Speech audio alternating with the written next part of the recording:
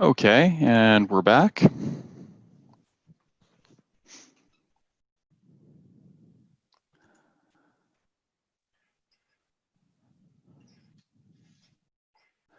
Okay, let's look at our second question. It's a double question. Most news stories deal with bad news, such as crime, accidents, famine, and war. Why do you think this is? Do you think the news should be a balance of both good and bad stories? What do you think? It's true. Okay, so why do you think there's so much bad news reported on TV? Because it is thrilling. It gets attention easily. Yeah. It grabs people's attention. Why?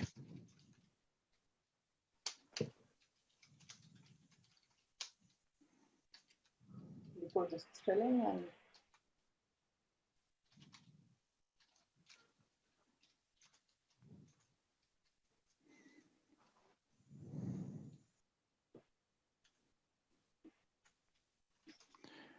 Okay, so grabs people's attention.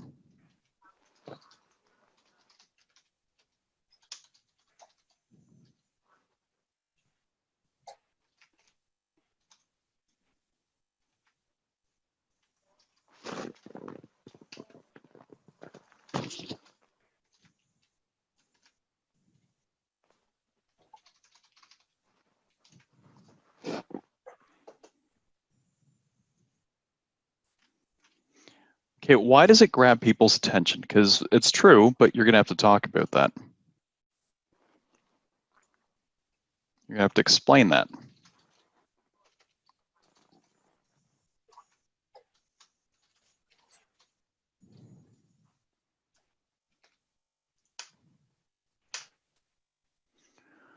Mohammed?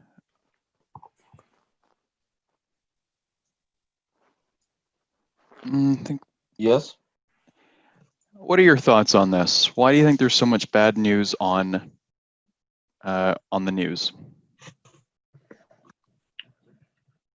Because maybe people by nature, they are like more attention to read and listen about the news to protect themselves from any danger. Mm-hmm. I think For that's example. the reason. Yeah. So let's say people are interested in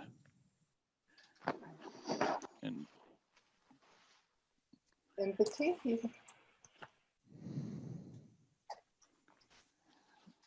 these topics in order to protect themselves from danger. Mm-hmm.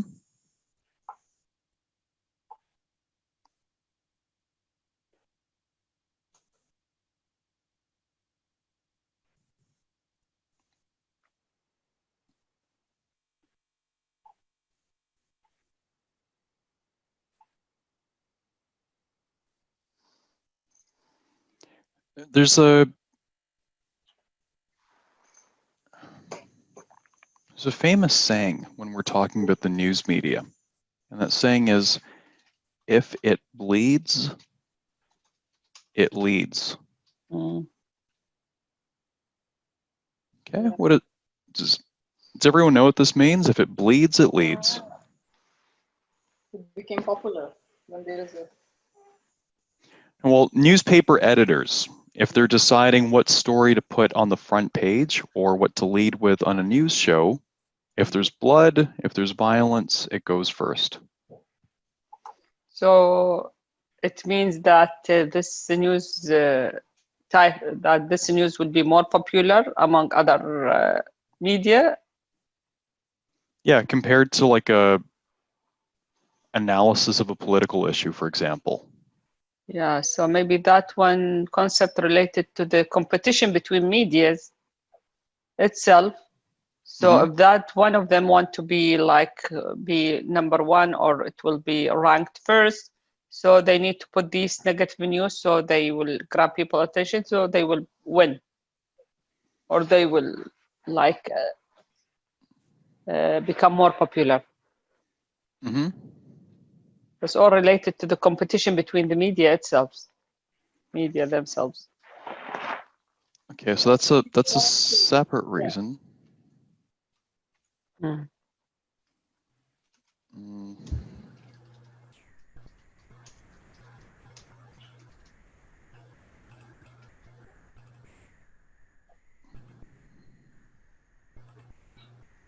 People are drawn to violence, so this will attract greater readership, more viewers. Greater readership, greater viewership, more viewers and readers.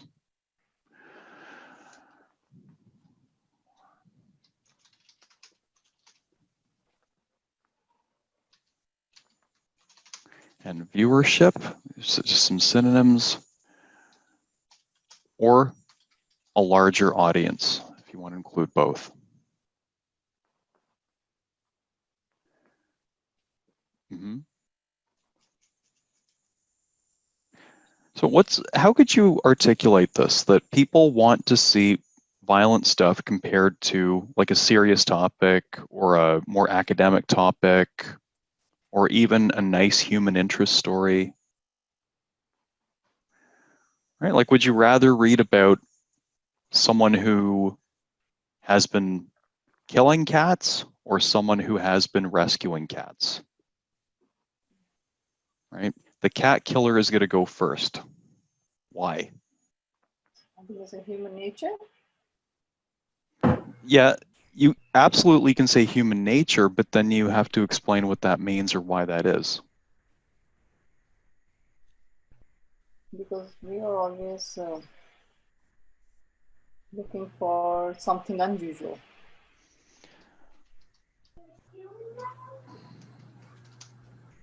And if it's in routine, no one cares.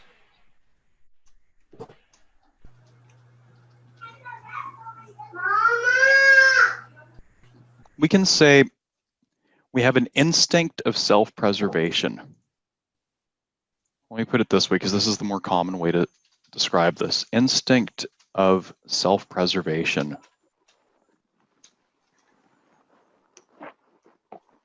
Avoid. I think Dina said this, right? Because it's a life and death matter, right?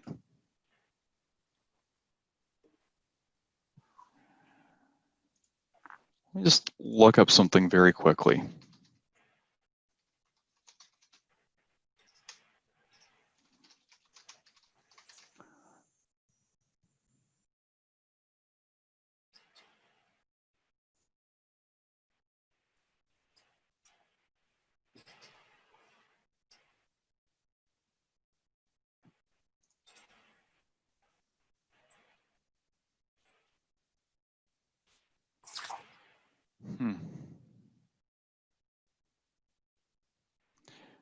No, I can't find anything about what percentage of the news is actually violent.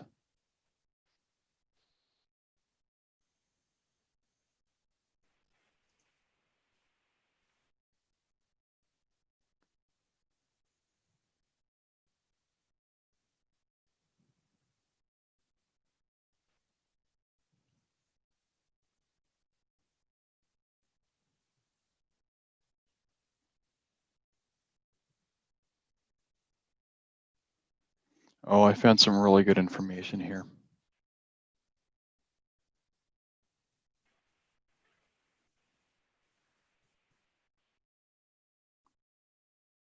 Oh, this is a really good resource. Okay. It's the Columbia Journalism School. Let me just put this down here because it's worth looking at. So the second part of the question is, do you think the news should be a balance of both good and bad stories? Okay. Um,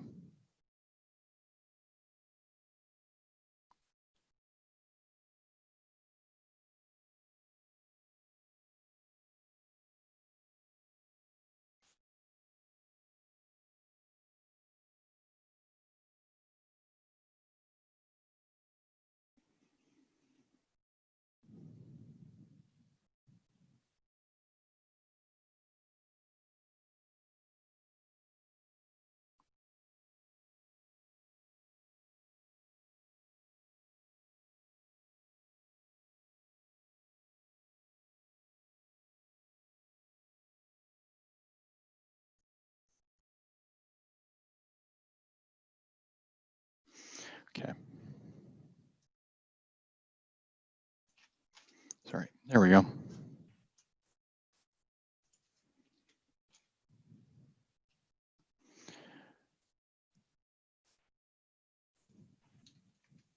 This will really help us with the second part.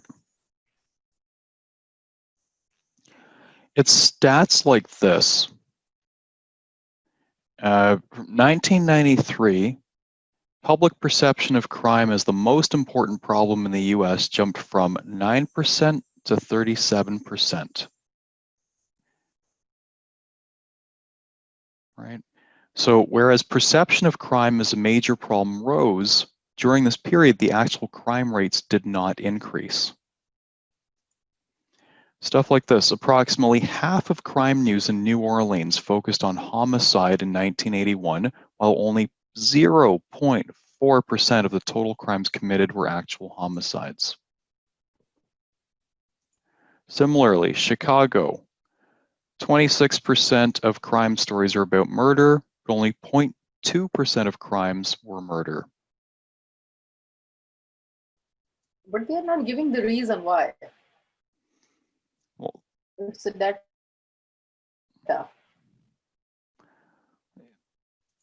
Because the reason is the one that we've discussed. So let me look up another thing. Why are people drawn to violent news? And this is why it's so important to read lots and lots and lots of these possible questions ahead of time, because some of them, it's not so easy to just snap your fingers and come up with good responses that actually make sense. Some of these topics are not so easy. Okay, maybe I found something.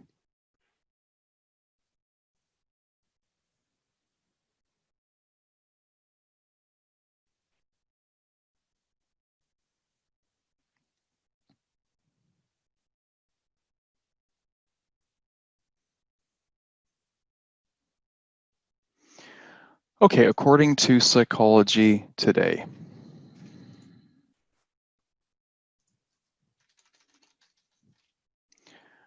I don't suggest maybe copying this out, but I do suggest just trying to put it in our own words. So this is Psychology Today. This is another legitimate resource. So it says, journalism aims to get people's attention, which is another way of saying that it activates their reticular activating system that sends a jolt of electrical excitement through the entire brain. The best way of stimulating the reticular activating system is to depict frightening events, natural disasters, terrorism, fires, floods, homicides, or grisly traffic accidents. So, the author asks, what is the point of sending jolts of fear through the audience every day? One obvious justification is that journalism keeps us informed about threats to our life and limb so that we can avoid the traffic pileup or dress warmly if there's a life-threatening wind chill, or cancel a trip to some country where a bloody civil war just broke out. She goes on to say that this in reality has a minimal public benefit, that we're simply addicted to it. Right? In the same way that you might be, when you have your coffee first thing in the morning, you're addicted to that jolt of caffeine, which wakes us up.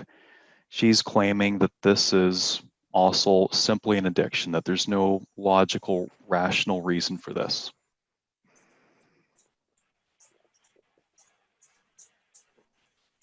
Right, and it's the media. They know that this keeps working, so they keep showing us more and more violence because they don't even think about it. They just know that it attracts readers.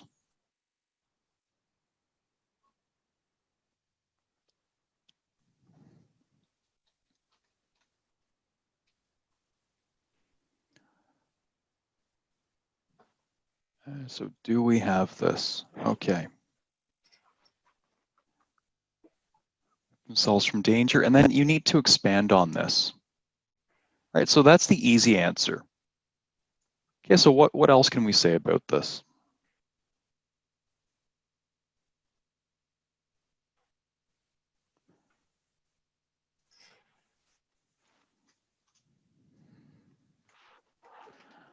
Stories. News stories about, use the examples that she gave, natural disasters, terrorist attacks. Like, we can give no example about the pandemic, COVID-19, now when we know the news. But do it in general first. Hmm. Talk about news stories with violence in general before going into specifics. Because then it's going to turn into a paragraph about COVID-19, and that's not what this is about. It's about violence in the media in general and why there's so much of it in the media. But the question is not about violence, about the bad news. Yeah, bad news, it's crime, accidents, famine, war. Essentially violence, death, destruction. Hmm. Yeah, we have to emphasize about like this. Crimes. So news stories about crime, accidents, and then just paraphrase, help us avoid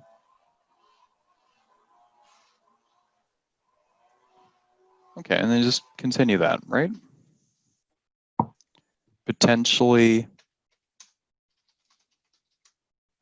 harmful situations. Okay. So you can talk about this, instinct of self-preservation, avoiding danger.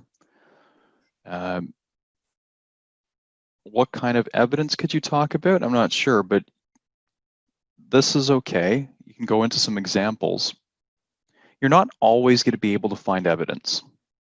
You're not always going to be able to come up with something reasonable like a research study. Maybe you can make something up, maybe not, I'm not sure. Because in COVID we usually refuse to travel because of the security. Like we are thinking that we might get the disease from outside, so that's why it is too much in the TV and everywhere, because people wants to know the current situation.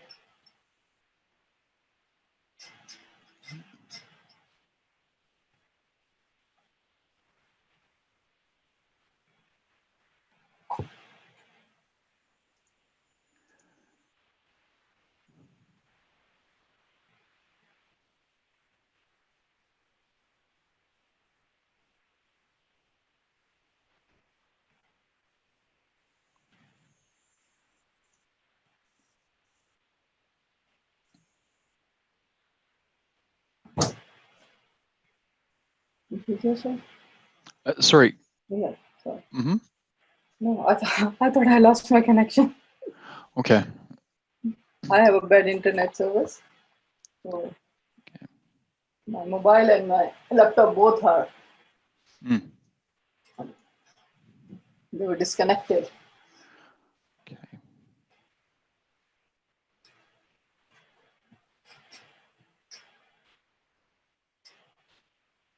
So if you continue reading this article,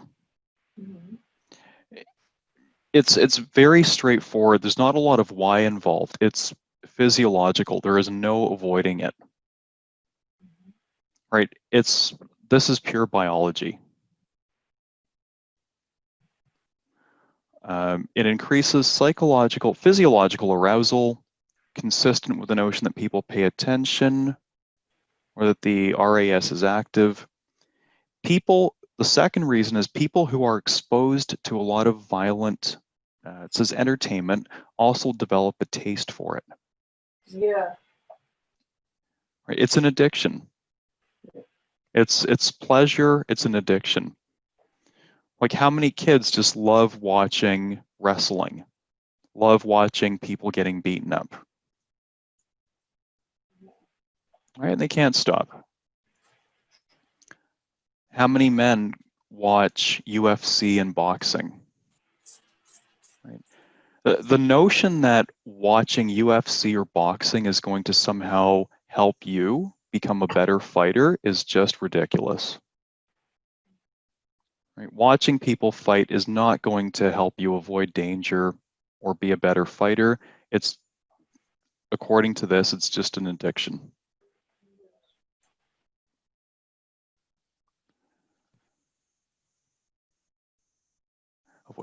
Okay, here we can add, but research. Okay, this is our evidence.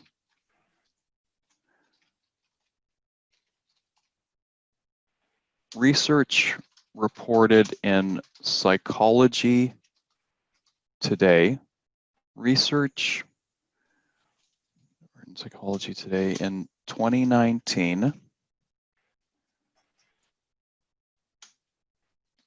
showed that we are naturally attracted to violence.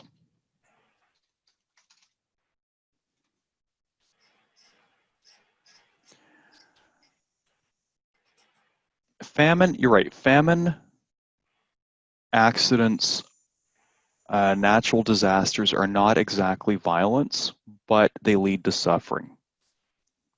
Violence and topics related to human suffering.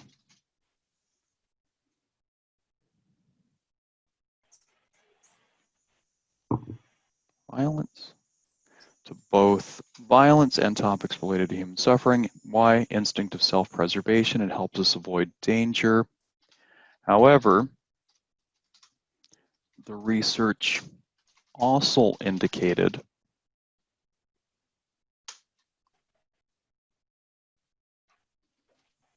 that, how do we put this?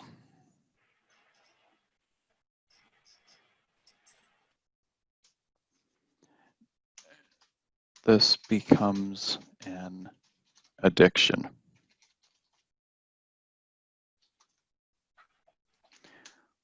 We get used, we enjoy how it makes us feel excited to see violence, and then develop a taste for it.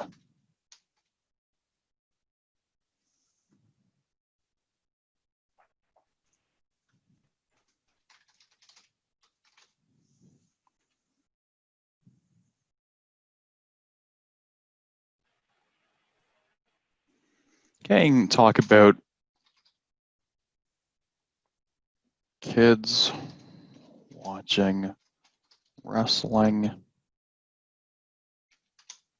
adults watching UFC and boxing.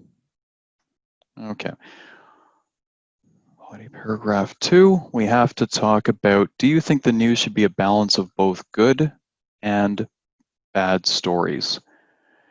Based on the second part, though, this is the research that I would talk about. Right, 6% of crime in Great Britain is violent crime, but in British dailies, 2/3 of the crime news is devoted to violent crime. All right, that's pretty crazy.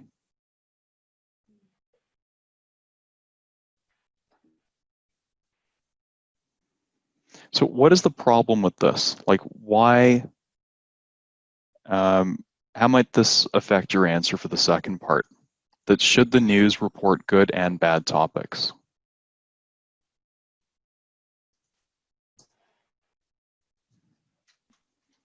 Because there are some people who, like my grandparents, they used to like tell us that we are not watching TV anymore because there's too much violence.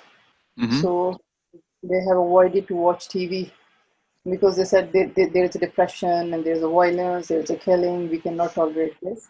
So this is also one of the reasons that they have to make it like there are some viewers who wants to see or hear good news. So it should be balanced, because not all the persons are alike. There are different types. Mm-hmm. For sure. That's a good example that I might use. So I would say it grabs people's attention, but it also leads to a distorted sense of reality and desensitization to violence. Okay, which leads to an acceptance of violence, that this is somehow normal. And then you could also use some of these examples. Right, small. You can say according to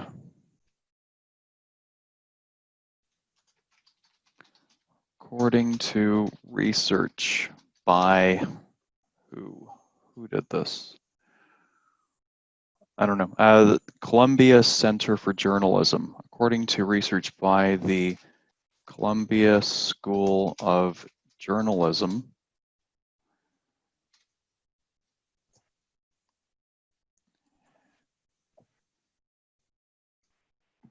the percentage of stories, percentage of news stories about violence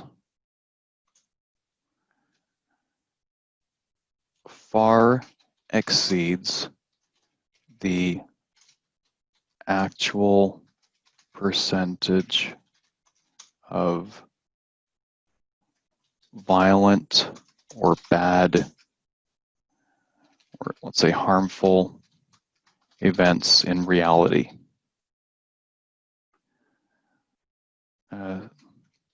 For example, let's just pick one of them. Might be easy to remember.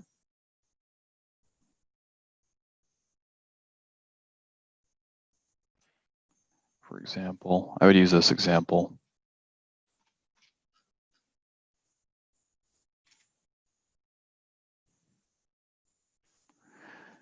And you can put in your own words.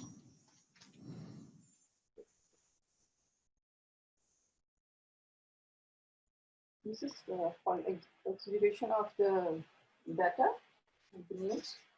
Sorry? Is it called exaggeration of the data? Like They don't exaggerate the data. They just they're not changing the data. This is data from research about the news. But newspapers are just not talking about the non-violent stuff as much.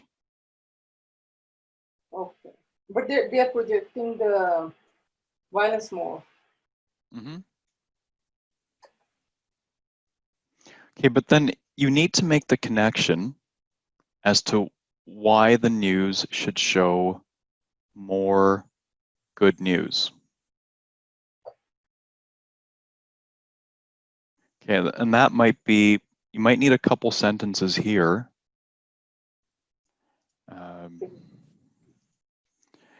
So here,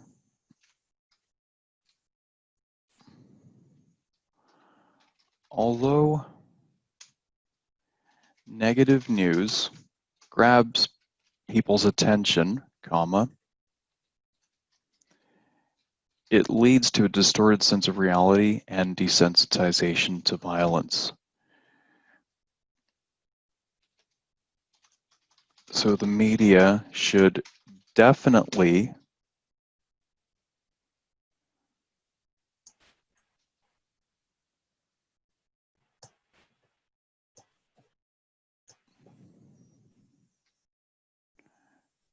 Definitely give an equal importance to both good and bad news.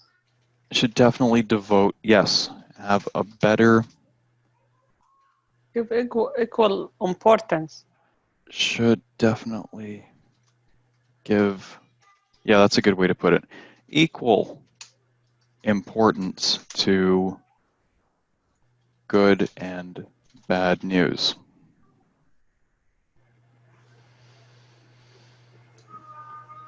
Okay.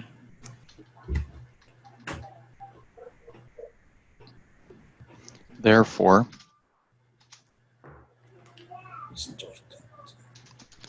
if the media, we're going to use unreal conditional, showed more good news, it would give the audience a more realistic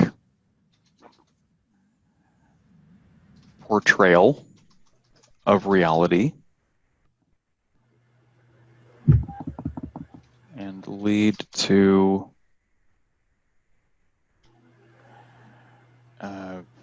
a more compassionate audience and lead to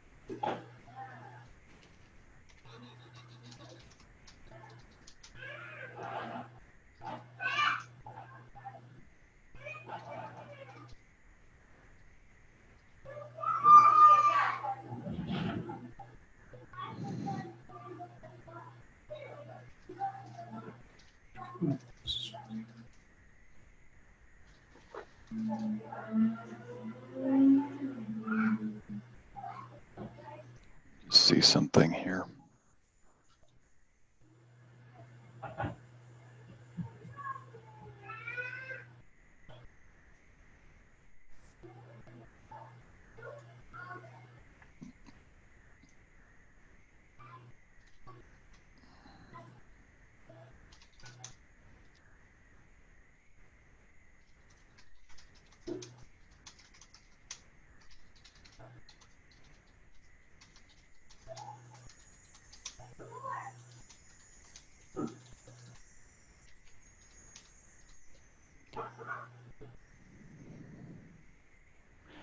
Here, as an example, you could talk about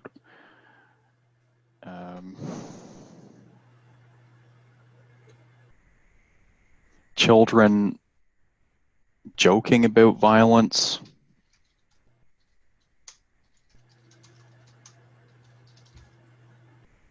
like children joking about horrific violence.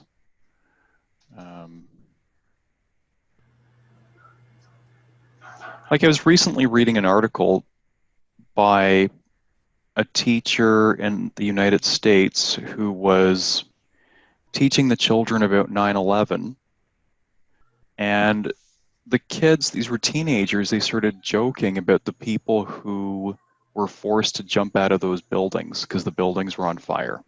And the kids were just joking about how these people were jumping to their death. And the teacher was like, I just don't understand children today. They completely don't care about anything. They don't care about the suffering that happens around the world. So.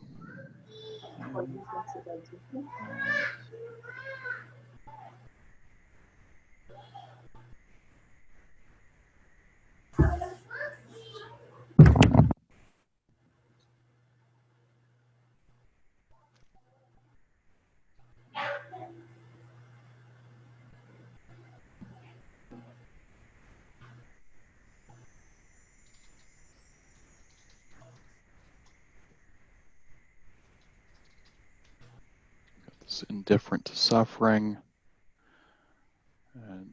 don't care about suffering. You could use that example, teacher.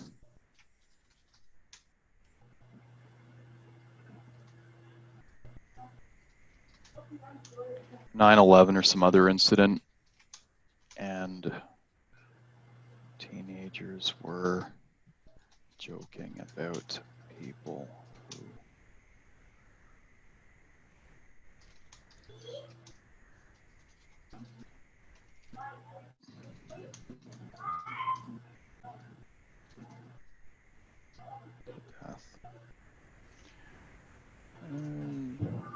So we've got this expression, callous disregard, the suffering of others. This is an expression. What does callous mean?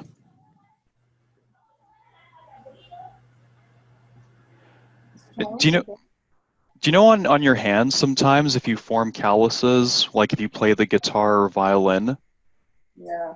or you use tools, then you get calluses on the pads here? So callous can also refer to someone who's really cold and has no feelings. Just like when you develop the calluses, it protects your hand from feeling pain. So callous disregard means like you've got a callus on your heart, if we can put it that way, right? You have no feelings for others. So this example will go with our first prompt, isn't it? Well, this could go with a lot of prompts. It's a good idea. Right, this fits a lot of prompts. One thing you'll notice, and this is again why it's so important to do a lot of these example questions, is that you can mix and match the ideas. Yes. It's not like you're coming up with completely new stuff for every possible question. But again, it takes a while to go through a large variety of possible topics. There are hundreds of possible essay topics. So you need to be exposed to a large sample of them. Okay, let's just do one more really quick writing task. Just write a full thesis. This is your conclusion thesis for this prompt. Okay? Concluding thesis? Just the thesis statement. Just the concluding thesis statement that has your position and two supporting arguments, the two reasons. The prompt. Could you please show us the prompt? Yep. Here, I'll put that in the chat. And then I'll leave this stuff on screen. So we write only the thesis? Just the thesis. That's all we have time for.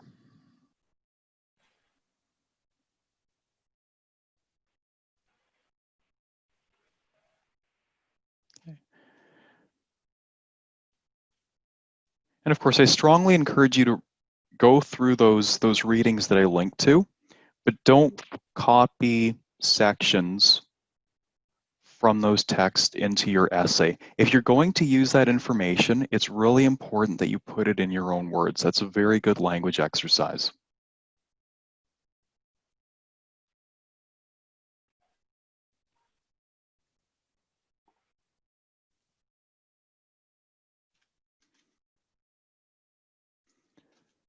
Main reason. Oh, okay, Dina. Okay, media. Dr. Lodi, media is a great source of information, but it focuses more on violent, destructive news than good news. Okay, so we're just doing the conclusion. So you're missing because. The line is there. Mm-hmm. Usually when I give a space, I like post it. I don't know. Not a problem. And that's when you click enter. Enter causes it to post, not space. So Yeah, I know. right. When So it's not like a typewriter where you have to click return on each line, right? Yeah. It should give equal coverage to both because. So you're missing the because in both parts. Because the question asks why or if this is true. So if you're missing that, then you're not really answering the question.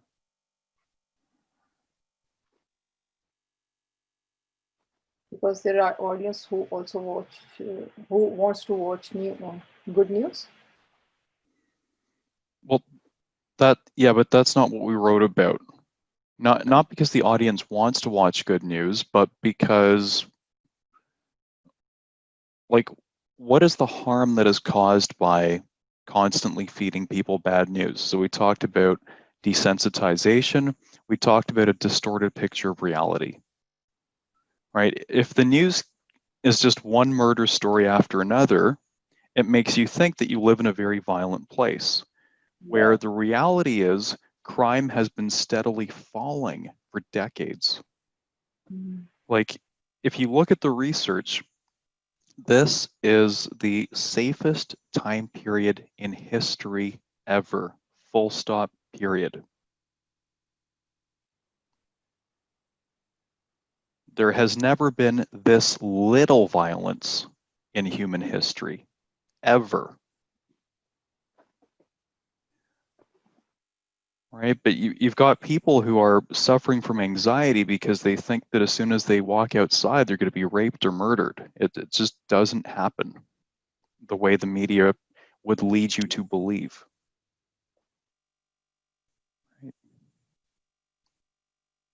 They do this to sell newspapers. That's the reason why they keep showing this violence. If you had two newspapers side by side, and one was full of good news, and the other was, just an ordinary newspaper full of bad news, the good news newspaper would go out of business within a week.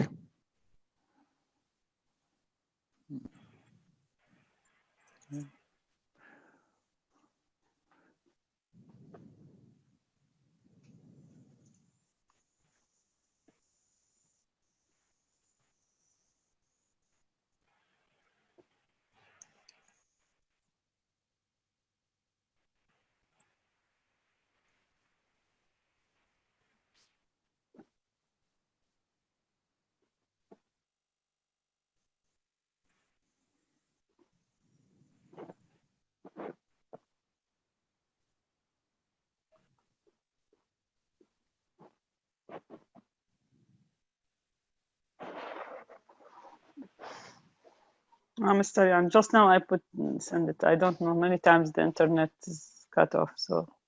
Okay, here we go. Yeah, take this version. Yep. It would appear that the main reason why news editors focus more on bad news is because they want to grab, with a B, people's attention. However, Okay. I think that they have to give equal importance, not N, because it's non-count, right? So it's give equal importance to good and bad stories in the newspapers, good and bad stories. We want to be in the media, because it's not just newspapers, in the media because, and summarize that reason. Okay, again. Because this is just paraphrasing the prompt if you don't actually indicate why. Because the question is, should they? Okay. Right. But I agree with the last one. Mr. Yan, sometimes when we use this word, I saw it in some essays, like when they say it would appear, it gives impression that it's your personal opinion. No, that's mitigating language. What you call it? Mitigate? We call it mitigating language. It's not direct? Right. Mitigating language, we like to use a lot of in Canada, and sometimes mitigating language makes your statements not as assertive. Not like if I have a student that's plagiarized, I'll say, hey, you cheated. That's direct language. Mitigating language would be, it appears that you have copied too many words. It seems to me that you have copied too many words, as in versus you copied, you cheated, you get a 0. Okay. Or when bosses say, would you be so kind as to bring me the report? They're actually giving you a direct order, but they're kind of couching it or hiding it behind this indirect request. Would you be so kind as to, right? It's really an order.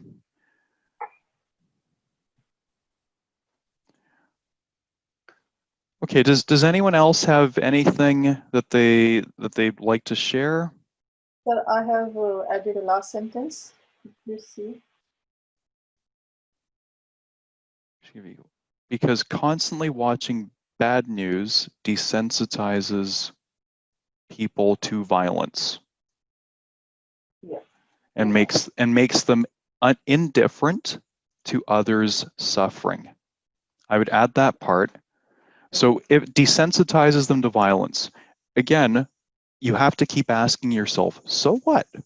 Why is it a problem to be desensitized to violence? Oh, because it makes you indifferent to other people's suffering. You just stop caring about other humans. Let's just see here. Nowadays, most of the television news channels are focused on bad news. No, nothing here. No punctuation, no semicolon. This is natural. And no punctuation here.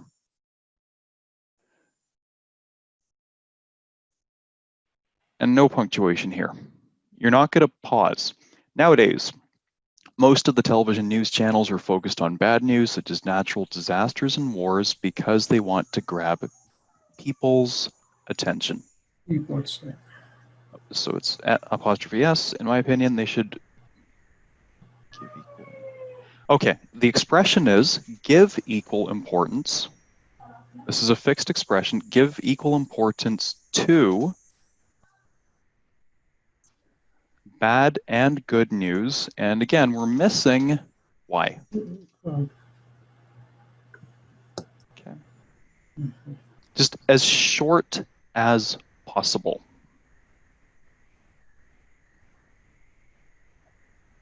Mohammed, do you have anything? It is indifferent to human or indifferent to situation? Indifferent to others, or indifferent. An expression that you'll often see is indifferent to the suffering of others, or suffering of other humans, other people. But it's also animals too. Okay.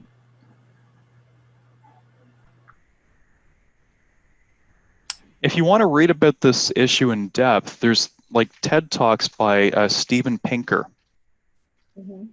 He's a famous researcher, and he talks about this, and he's written books about this. And he says, he often talks about media violence, and he says the actual rate of violence is very low worldwide compared to what it used to be.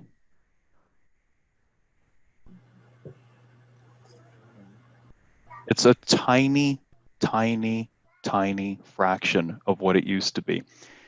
And even though we've had these crazy wars in the last 100 years, if you calculate the percentage of the population that was killed during these wars, as a percentage of the population, it was actually very low compared to other wars in history. For example, Genghis Khan, who single-handedly managed to kill like a few percent of the entire human population. Okay, looks like maybe Mohammed has stepped away. So that's it. You have a choice, one topic or the other. Please submit your work by Monday at noon, and then the revision will be due Tuesday by noon. Bye-bye. Thanks a lot. My pleasure.